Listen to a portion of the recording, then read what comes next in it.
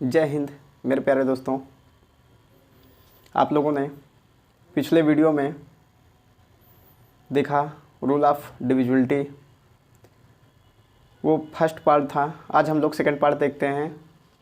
तो first part में हमने कई नियम बताए थे, जिसमें रूल ऑफ 2, रूल ऑफ 4, 8, 3, 11। पिछली क्लास को हम लोग फिर थोड़ा सा रिलेट कर लेते हैं। तो हमने बताया था रूल ऑफ 2, यदि इकाई के अंक में कोई भी अंक अगर 2 से डिविजिबल है तो वह संख्या 2 से सदैव विभाजित होगी। रूल ऑफ 4, यदि इकाई दहाई से बनी संख्या यदि 4 से विभाजित है तो वह संख्या सदैव 4 से विभाजित होगी। रूल ऑफ 8 हमने बताया, इकाई दहाई और सैकड़ा से बनी संख्या यदि 8 से विभाजित है तो वह संख्या सदैव 8 से विभाजित होगी। रूल ऑफ 3 हमने बताया, यदि दी गई संख्याओं के अंकों का योगफल 3 से विभाजित है तो वह संख्या सदैव 3 से विभाजित होगी। रूल ऑफ 9 इसी प्रकार हमने बताया, यदि दी गई संख्या के अंकों का योगफल अगर 9 से विभाजित है तो वह संख्या सदैव 9 से विभाजित होगी। उसके बाद हमने बताया रूल ऑफ 5, यदि इकाई का अंक 0 या 5 हो तो वह संख्या सदैव 5 से विभाजित होगी। रूल ऑफ 6, यदि दी गई कोई संख्या सम है और 3 से भी डिविजिबल है तो वह संख्या सदैव 6 से विभाजित होगी। तो नोट में लिख लेते हैं हम लोग कि कोई भी विषम संख्या 6 से विभाजित नहीं होती है। उसके बाद रूल ऑफ 10, यदि इकाई के अंक 0 है तो वह सदैव 10 से विभाजित होगी। रूल ऑफ 11, यदि दी गई संख्या के एकांतर क्रम के अंकों के योगफल का अंतर 0 या 11 का गुणज है तो वह संख्या सदैव 11 से विभाजित होगी। अब हम लोग पार्ट 2 में देखते हैं रूल ऑफ 12, 7, 7 और 13। तो देखते हैं रूल ऑफ 12 क्या कहता है।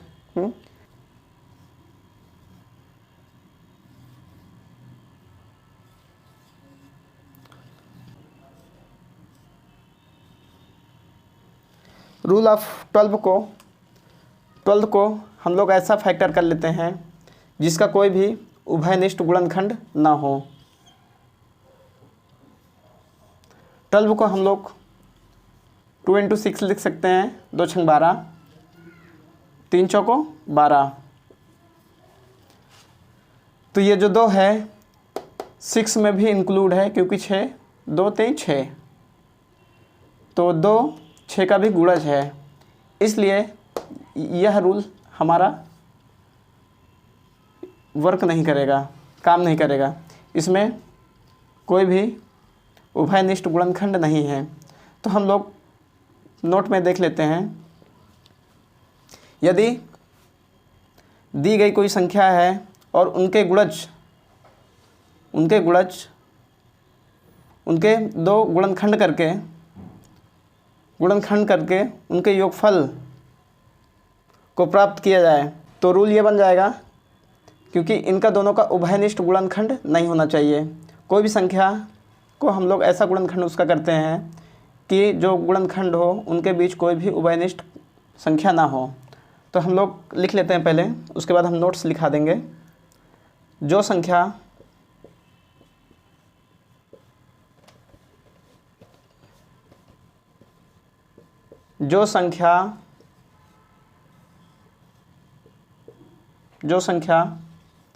3 और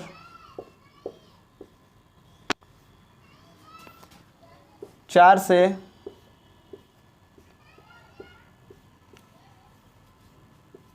विभाजित हो, 3 और 4 से विभाजित हो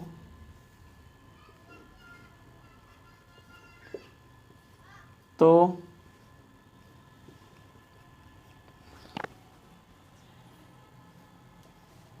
वह संख्या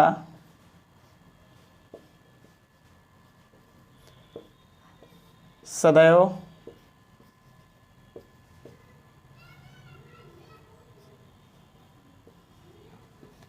12 से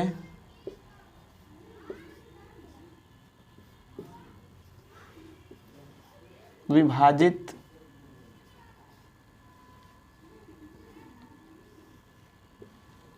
होगी।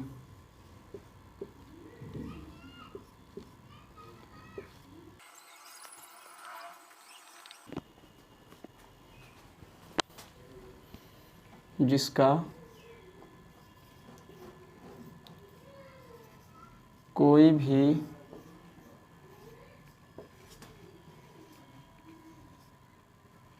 उभयनिष्ठ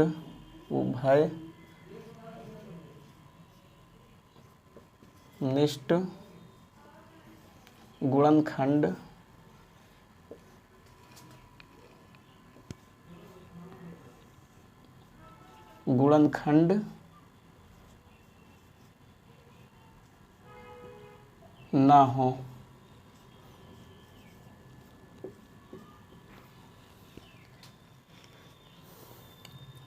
नोट में लिख लेंगे हम लोग, यदि किसी संख्या को दो घटक के गुणनफल के रूप में प्रदर्शित करके विभाज्यता का नियम प्राप्त करना हो तो संख्या को ऐसे दो घटक में विभाजित किया जाता है जिसका कोई भी उभयनिष्ठ गुणनखंड ना हो। जैसे हम लोग 12 को 4×3 में इनका गुणनखंड किया, 4×3 12 बना लिया। 6×2 इसका हम लोग रूल नहीं बनाएंगे 4×3 का, क्योंकि इन दोनों संख्याओं के बीच में कोई भी उभयनिष्ठ गुणनखंड नहीं है। तो अब हम लोग रूल ऑफ 18 का सेम इसी तरीके बनाएंगे। देखते हैं रूल ऑफ 18। रूल ऑफ 18 जैसे हम लोगों ने 12 का किया, उसी प्रकार 18 का ऐसा हम लोग गुणनखंड करते हैं कि जो गुणनखंड हो उनके बीच कोई भी उभयनिष्ठ संख्या ना आए। 18 को हम लोग 3×6, 3 छंग 18 और 2×9, 2 9 18। तो इन दोनों के बीच में देखिए ये जो 3 है यहाँ 6 में भी इंक्लूड है, क्योंकि 2 3 6, 6 का 3 गुणज है। तो इसमें कोई भी उभयनिष्ठ संख्या नहीं है। तो जो इसका रूल बनेगा, लिख लेंगे रूल, जो संख्या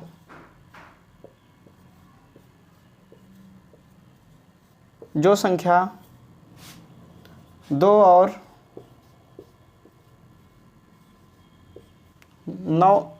9 से विभाजित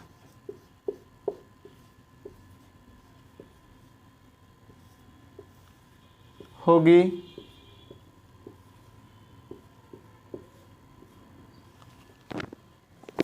वह संख्या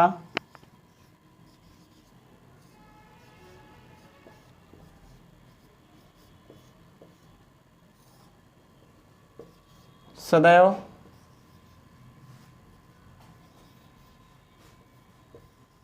अठारह से विभाजित होगी।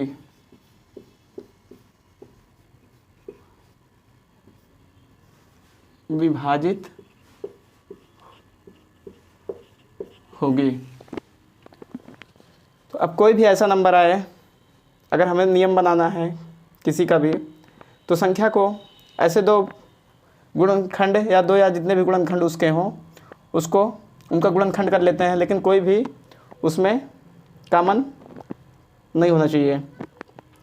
तो हम लोगों ने 18 का बनाया। अब हम लोग रूल ऑफ 7 और 13, 7 और 13 का नियम एक साथ पढ़ लेते हैं। उसके कुछ पॉइंट हैं, हम क्रमवार बिंदु से लिखा दे रहे हैं।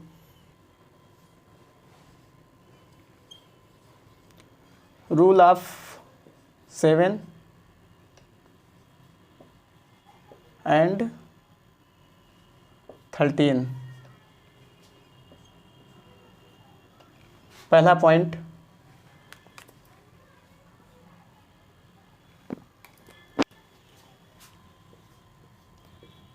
यदि किसी एक ही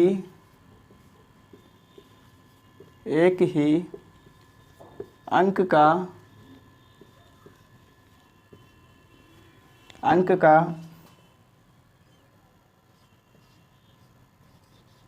प्रयोग करके लगातार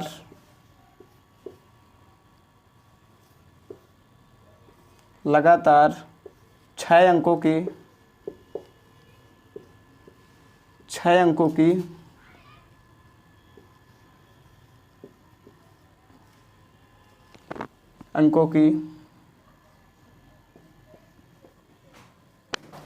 संख्या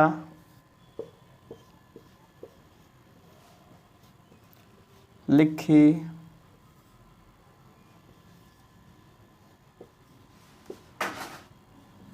गई हो तो वह संख्या 7 और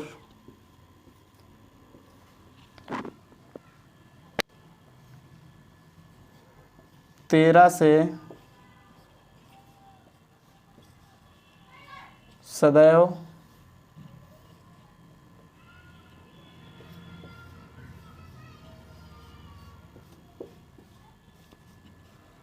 विभाजित होगी।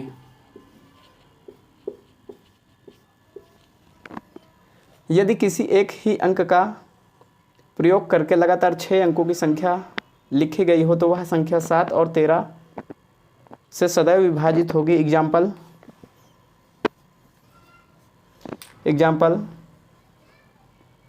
अगर कोई संख्या मान लीजिए 2, अगर ये लगातार 6 बार लिखी गई हो तो यह संख्या 7 और 13 से विभाजित होगी।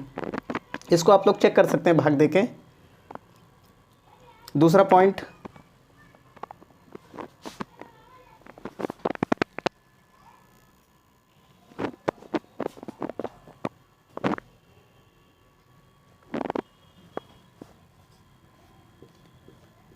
यदि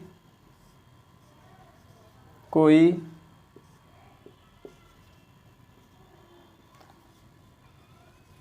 तीन अंकों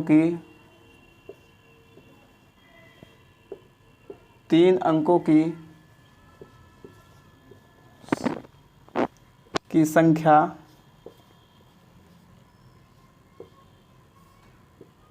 लगातार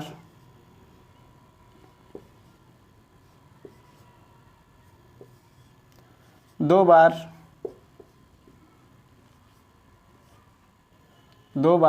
लिखकर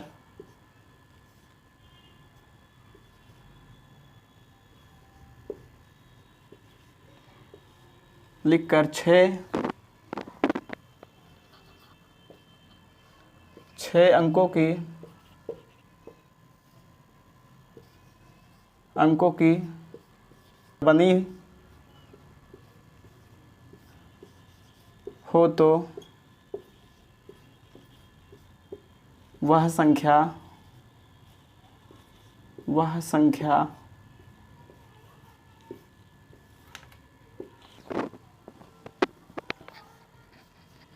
सदैव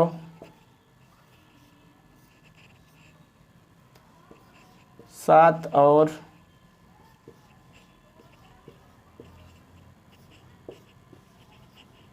13 से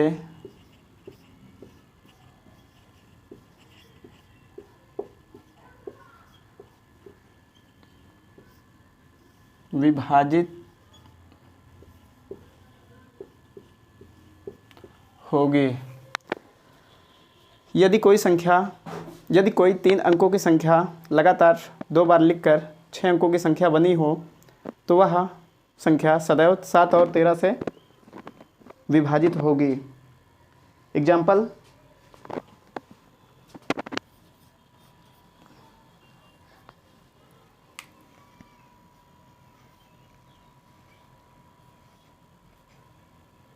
पाँच छः सात। तो ये 3 अंक की संख्या लगातार 5 6 7 5 6 7 2 बार लिखी गई है और 6 अंकों की संख्या बनाई गई है, तो यह 7 और 13 से सदैव विभाजित होगी। दूसरा पॉइंट था हमारा। अब हम लोग तीसरा पॉइंट देखते हैं क्या है। तीसरा पॉइंट,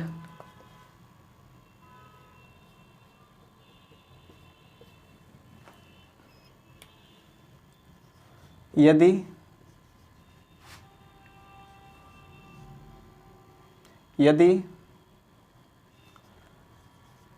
दो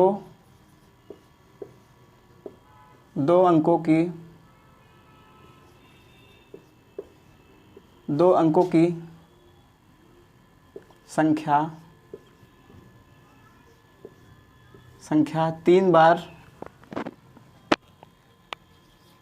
3 बार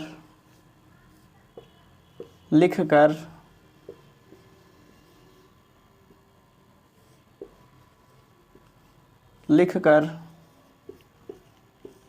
कोई 6 अंकों की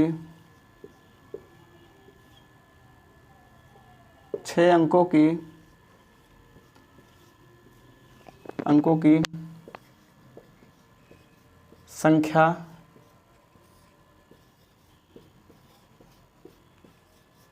बनाई गई हो तो वह संख्या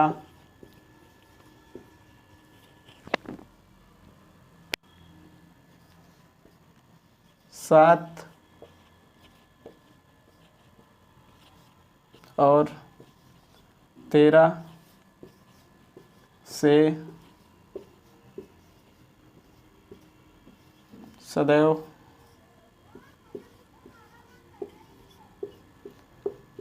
विभाजित होगी।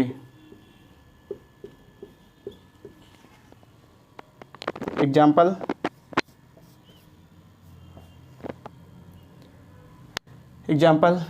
कोई 2 अंकों की संख्या 3 4 ले लो। 3 4 3 4 3 4 3 4 2 अंकों की संख्या 3 बार लिखी गई लगातार। हाँ, यदि 2 अंकों की संख्या 3 बार लिखकर कोई 6 अंकों की संख्या बनाई गई हो तो वह संख्या 7 और 13 से सदैव विभाजित होगी।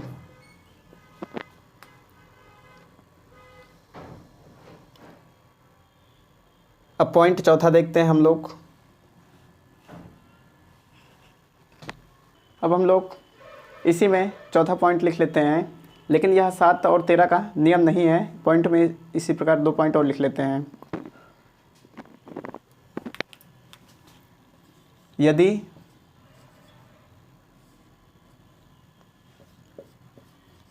एक ही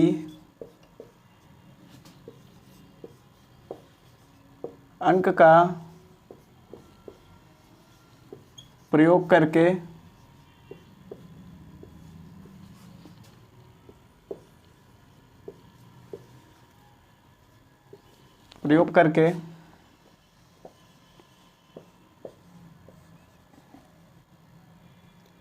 कोई संख्या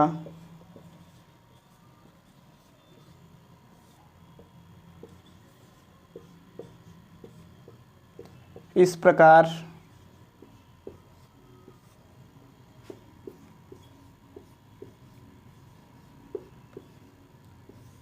लिखी हो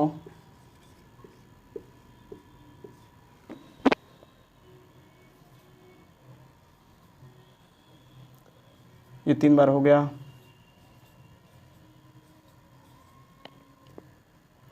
कोई भी संख्या है, जैसे 2 को ले लिया गया, ये 3 बार लिखा है, फिर 6 बार लिखा है। सेम इसी का 3 6 9 अगर ऐसे बढ़ता हुआ चला जाए तो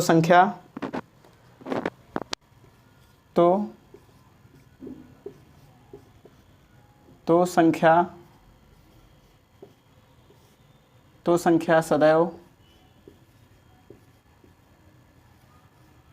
सदैव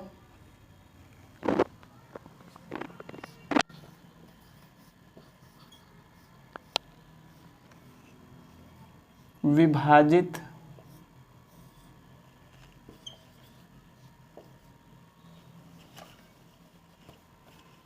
विभाजित होगी 111 से, और 111 को हम लोग जानते हैं 3 × 37 लिख सकते हैं, क्योंकि 3 × 37 होता है 111, 7 त्रिक 21 की 1 और 3 त्रिक 9 2 11। तो इसी में अगला पॉइंट हम लोग लिख लेते हैं, 5वां पॉइंट। यदि किसी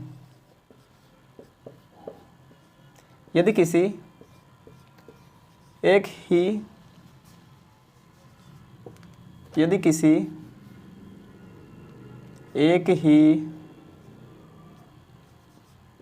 अंक का प्रयोग करके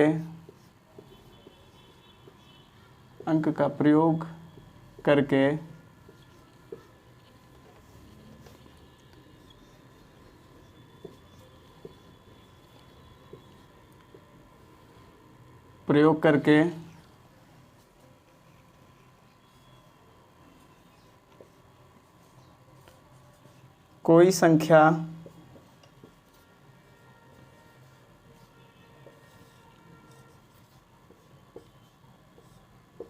इस प्रकार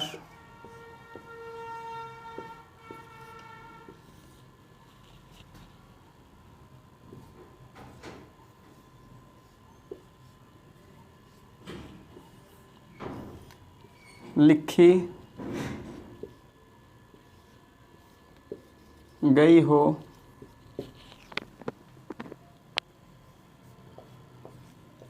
जैसे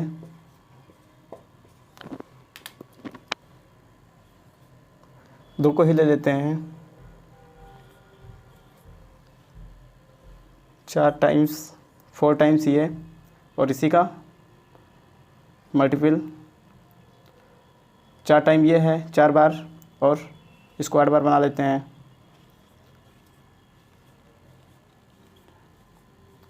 और सेम इसी प्रकार अगर ये 4 ये 4 9 8 4 3 12 इस प्रकार लिखी गई हो तो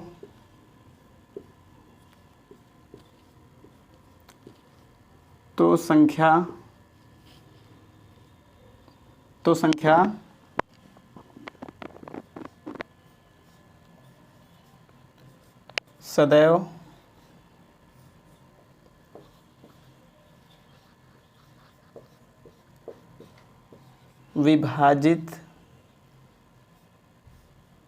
सदैव विभाजित होगी 101 से।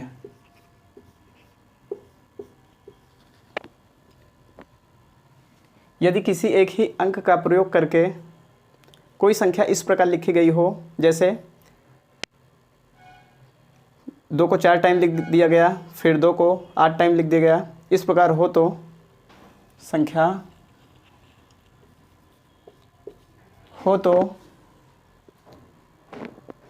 तो संख्या सदैव विभाजित होगी 101 से।